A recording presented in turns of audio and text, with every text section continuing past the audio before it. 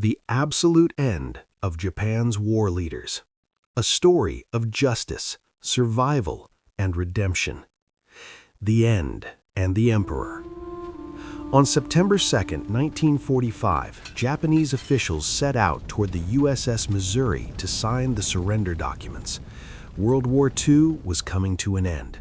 Japan, once a proud and confident empire with its borders spread across Asia, was now in ruins and misery. Hiroshima and Nagasaki were brooding darkly under atomic clouds. Cities had turned to ash. Millions were dead and displaced from their lands, and the world was watching Japan, asking a single question: what would be the end of the men who had dragged Japan into this catastrophe? This is the story of high-ranking officials over the people. Their ends would prove as dramatic as the war itself. Some would be executed and face their ends, others would remain free, and a few would reach high positions again in ways no one could have imagined. The road to ruin. To understand what would happen at their ends, we must first understand how Japan arrived at this point. In the 1930s, driven by intense nationalism and military ambition, Japan believed it was obligated to rule over Asia. The invasion of Manchuria in 1931 Later, in 1937, it launched a full-force assault on China and reached its peak with the horrors of Nanking. Japanese troops massacred tens of thousands of civilians in a massacre that shocked the world. With the Pearl Harbor attack in December 1941, it drew America into the conflict and transformed a regional war into a global war. For years, Japan's military machine advanced in a strengthened manner, with imperial dreams and concepts of superiority with their own nationalism. But when history showed 1945, the situation had turned into catastrophe.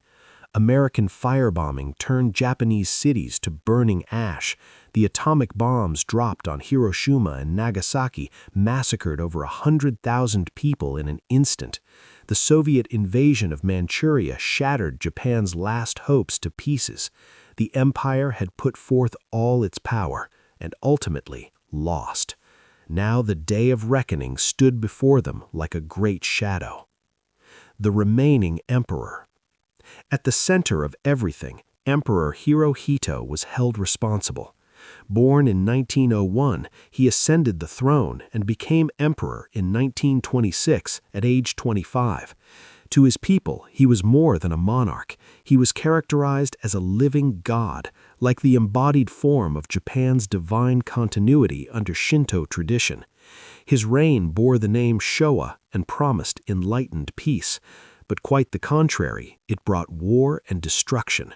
Hirohito had commanded the invasion of Manchuria, the massacre of Nanking, and the Pearl Harbor attack.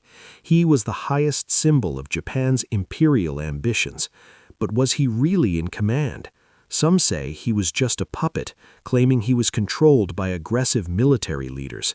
Others pointed out that he approved key military operations, saying he was far from powerless. On August 15, 1945, Hirohito did something no one expected. For the first time in Japanese history, the Japanese people heard their emperor's voice audibly on the radio. Speaking in official ancient language, he announced Japan's surrender in war. It was a moment of profound shock for the people that brought the war to its absolute end.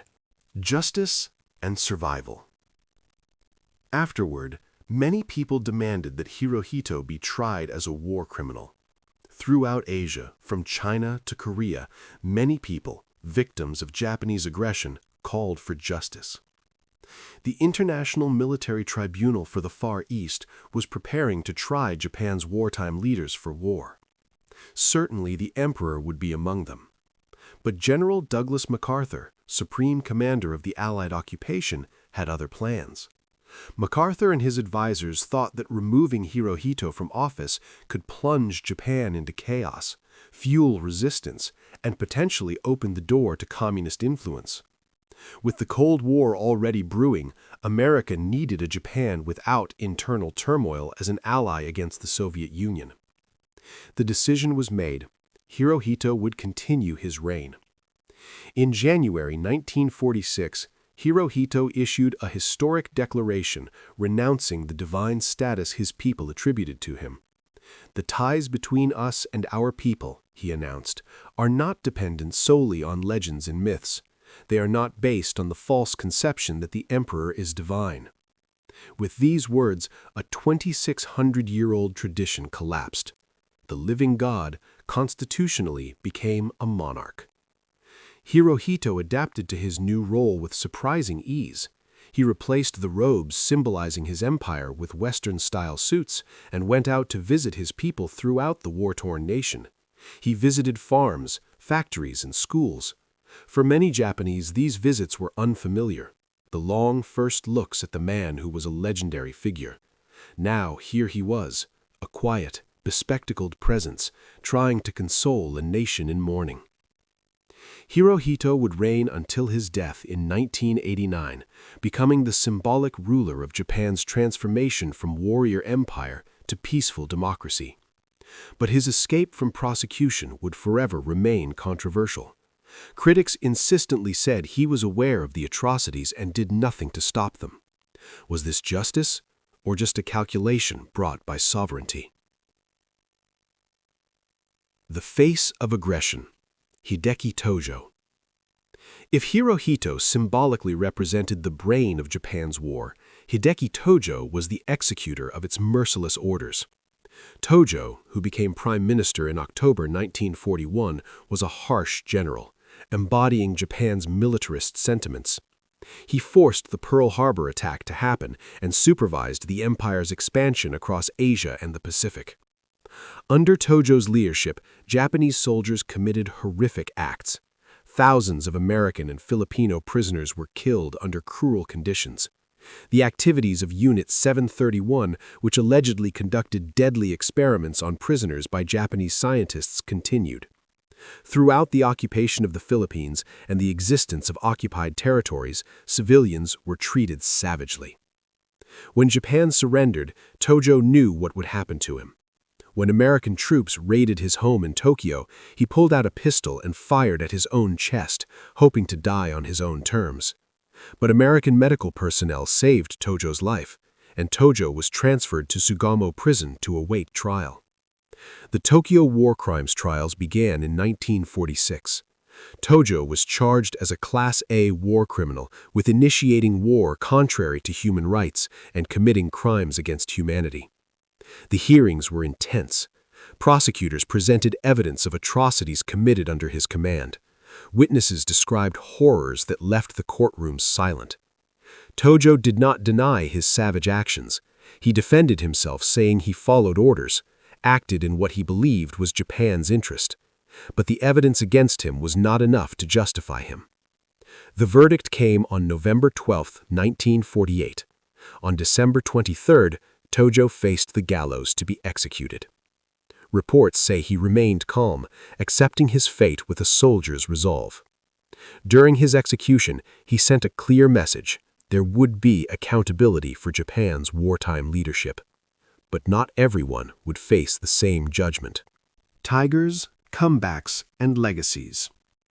The Tiger's fall. Tomoyuki Yamashita earned the nickname Tiger of Malaya by capturing Singapore in a few weeks in 1942, defeating British forces. His tactical genius made him a legend in Japan's army. By 1945, Yamashita was commanding forces in the Philippines, displaying a losing battle against advancing American troops. In the final months of the war, Japanese soldiers committed horrific massacres in Manila, killing thousands of civilians. Yamashita was in command of the decisions, but did he order these atrocities? The evidence was unclear. Communication had broken down, and troops were operating without clear central control. When Yamashita surrendered to U.S. forces, he expected to be treated as a defeated soldier. Instead, he was arrested and tried in Manila under a new legal principle: command responsibility. Even though he didn't directly order the massacres, he was held responsible by American justice for his failure to prevent them. The trial proceeded with astonishing speed. On December 7, 1945, Yamashita was found guilty and sentenced to death. His execution would be hanging on the gallows. His execution took place on February 23, 1946. Many observers felt the trial had been rushed, that Yamashita was made an example to send a message to Japan's defeated military establishment. The unlikely comeback. Nobusuke Kishi. Not all of Japan's wartime leaders were sentenced to punishment. Some would make astonishing comebacks, and none was as noteworthy as Nobusuke Kishi. Kishi was not a general, but as a top economic official, he had helped manage Japan's occupied territories, including Manchuria. He approved the policies necessary to force people to work, giving his approval to subject thousands of Chinese and Korean workers to cruel conditions without working in mines and factories. His purpose was to make the people work and feed Japan's war machine with these resources.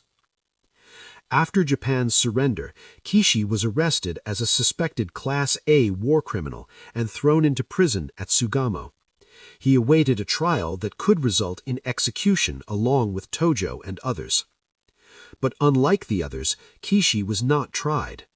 By 1948, the Cold War was increasingly intensifying. Communist forces were gaining ground in China. The United States needed anti-communist allies in Asia, and Kishi, a harsh opponent of communism, suddenly seemed valuable. American authorities released him from prison without charges and without trial. Kishi did not fade into obscurity. He immediately returned to politics, rising through the ranks of Japan's new government. In 1957, he became prime minister, a striking rise for a man once characterized as a war criminal.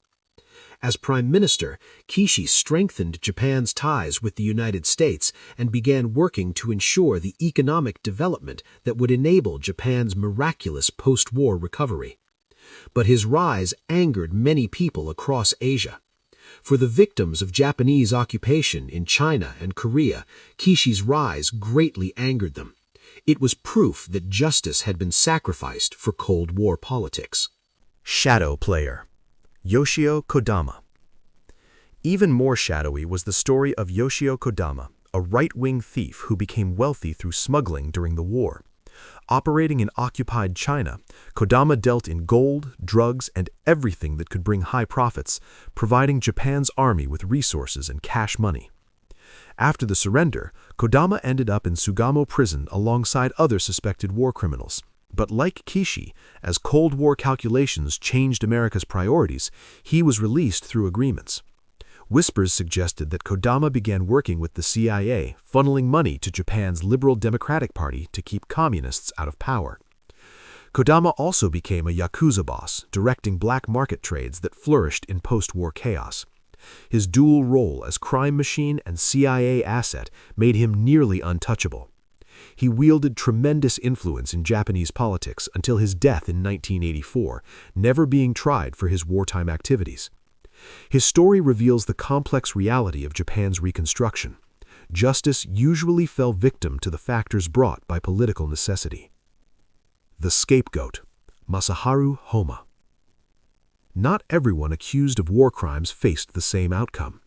General Masaharu Homma led Japan's invasion of the Philippines in 1941, achieving a quick victory over American and Filipino forces. But the Bataan Death March, where thousands of prisoners were massacred under horrific conditions, occurred under Homma's command. Homma insisted with his words, stating that he had given orders for humane treatment of prisoners and said he was unaware of the atrocities. Some of his own officers, probably to deflect blame from themselves, took a stand against him. When he was tried in Manila in 1946, the proceedings moved quickly. The court found him guilty and sentenced him to death. On April 3, 1946, Homma faced a firing squad. His execution felt personal, expressing that they were affected by the chaos of war. Many observers believed that Homma was made a scapegoat, that although there was evidence indicating more powerful culprits, he was sacrificed to meet the demands for justice with the anger brought by war. The aftermath. In the end, 7 of Japan's top leaders, including Tojo, were executed.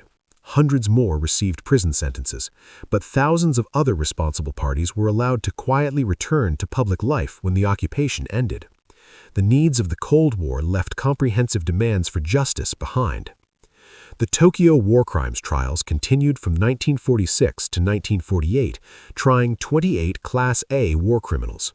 Smaller trials took place throughout Asia, in Hong Kong, Singapore, and other places where Japanese forces committed atrocities. But the outcomes felt unbalanced. While some guilty men walked free, others, presumably thought to be innocent, paid the greatest price. Japan's Yasukuni Shrine continues to create controversy today. It honors Japan's war dead, including Tojo and other convicted war criminals. When Japanese leaders visit the shrine, protests surface in China and Korea, saying the visits are made to glorify Japan's cruel wartime past. Meanwhile, Japan itself underwent a radical transformation. The 1947 Constitution, which renounced war with its famous Article 9, transformed the militarist empire into a passive and mindless nation. American occupation reforms brought democracy, women's rights, and economic restructuring. By the 1950s, Japan was on the path to becoming an economic superpower. It was reborn from the ashes of defeat. Former military officers worked alongside former enemies, building the foundations of modern Japan. The occupation ended in 1952, and Hirohito remained on his throne, serving as a living bridge between the old empire and the new democracy. Remaining questions. The fate of Japan's wartime leaders continues to be a subject of debate. Was justice achieved, or did Cold War politics allow too many people to escape accountability? Should Emperor Hirohito have been tried for his impact in the war? Was Nobusuke Kishi's rise to prime minister a betrayal of the victims who suffered under Japanese occupation? Did the speed and selectivity of the Tokyo trials undermine their legitimacy? These questions have no simple answers. The story of Japan's leaders after World War II is the result of clashes between justice and pragmatism, punishment and redemption, moral imperatives and political realities. What emerged was a nation that would become one of the world's most prosperous democracies, built by people trying to navigate between accountability for the past and hope for the future upon the ruins of empire. Japan continues to be one of history's most complex and controversial transformations.